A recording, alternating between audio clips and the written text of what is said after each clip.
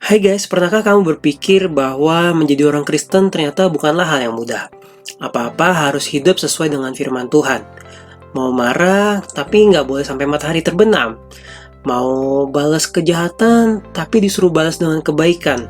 Nah teman-teman, adik-adik semua, memang ketika kita menjadi orang Kristen yang sejati, artinya kita harus masuk dalam proses pengudusan. Dan itu artinya kita harus taat dalam proses tersebut. Dan kalau boleh jujur, memang itu bukanlah hal yang mudah.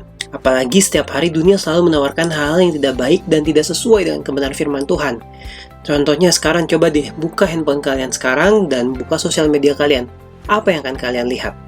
Nah teman-teman adik-adik semua, proses pengudusan memang tidak mudah. Tapi ada rahasianya supaya kita tetap bersuka cita ketika kita memasuki proses pengudusan.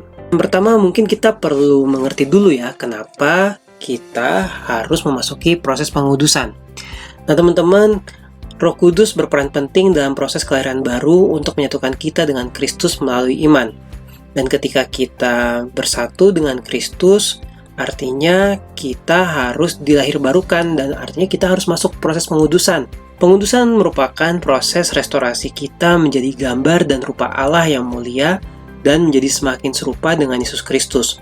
Itulah sebabnya ketika kita masuk dalam proses pengudusan, rasanya menjadi tidak enak bukan?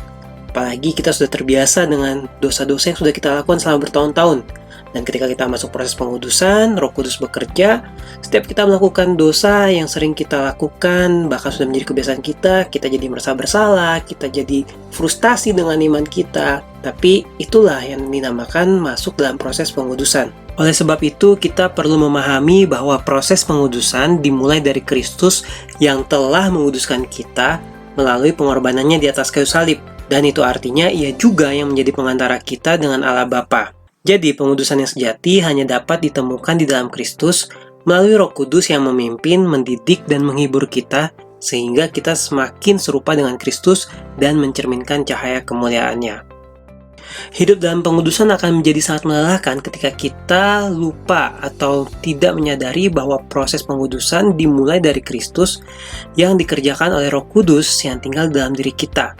Jadi jika hari ini kamu sedang merasa lelah dengan imanmu dan proses pengudusan yang sedang kamu jalani, yuk kembali lagi ingat kasih-Nya Tuhan dan sadari bahwa proses pengudusan adalah inisiasi Kristus dalam dirimu.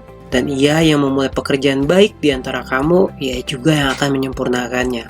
Bagian kita adalah untuk taat, setia, dan berusaha semaksimal mungkin untuk hidup sesuai dengan kebenarannya. Dan ketika kita gagal, ingatlah bahwa selalu ada Roh Kudus yang siap menolong, menghibur, dan memimpin kita dari kasih karunia menuju kasih karunia. Tuhan Yesus memberkati.